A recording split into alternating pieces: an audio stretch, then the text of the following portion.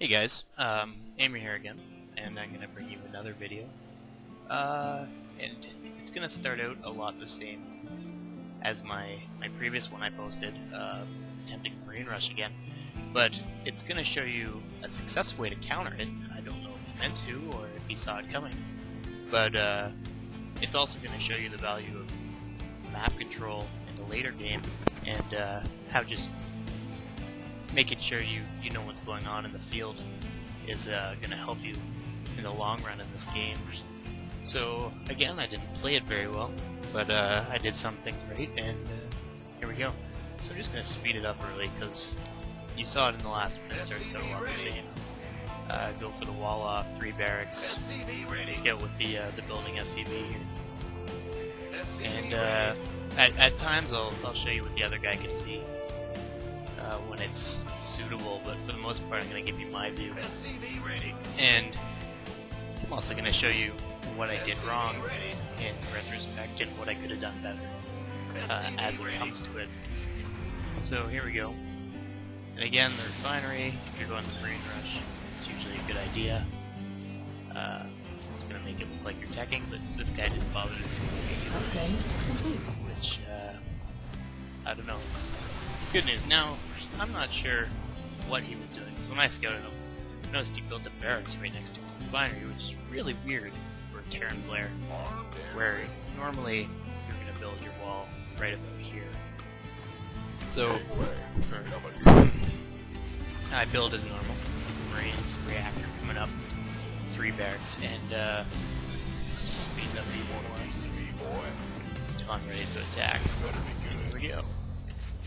Now, I actually thought the time on this was pretty good, 6:30, and I was doing pretty well.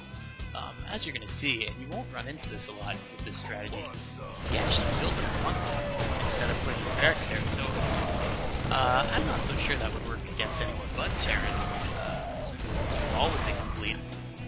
He could have just ran any sort of melee forces in there.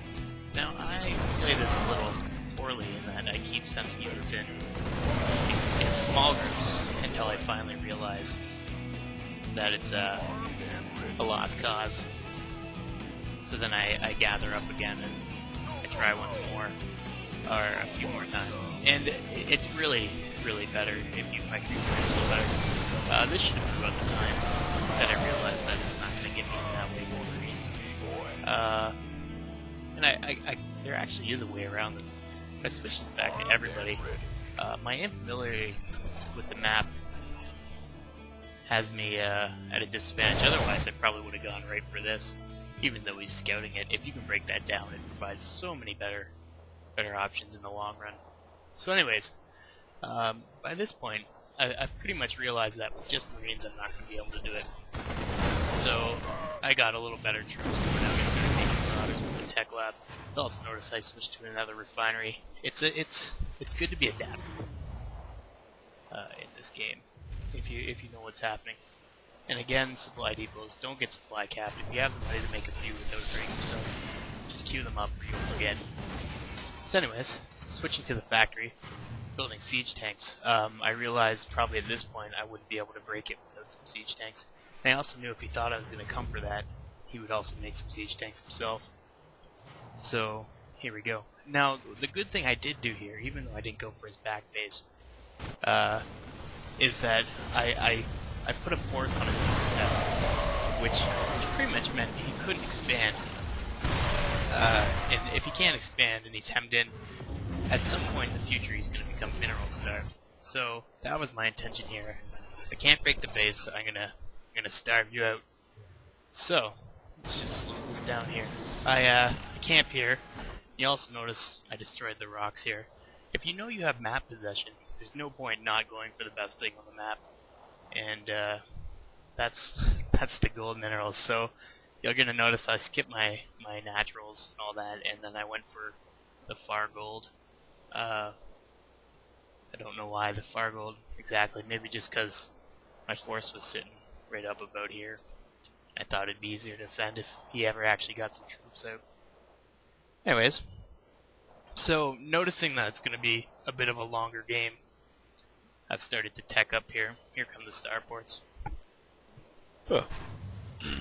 And if you're ever having a problem with siege tanks and that, a little bit of anti-ground from air support is going to help you out majorly. And you'll notice he's doing something quite smart.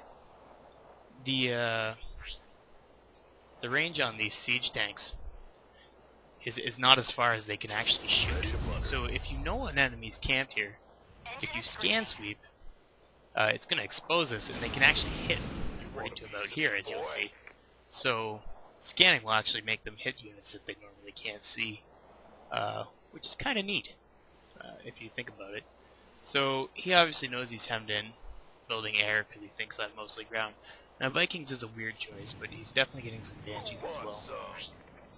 Anyways, back to here. And you will notice that this light is clear to me from only my fog of war.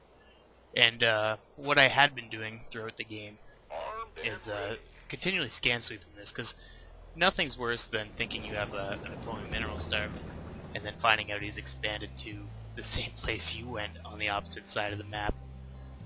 And again, keeps it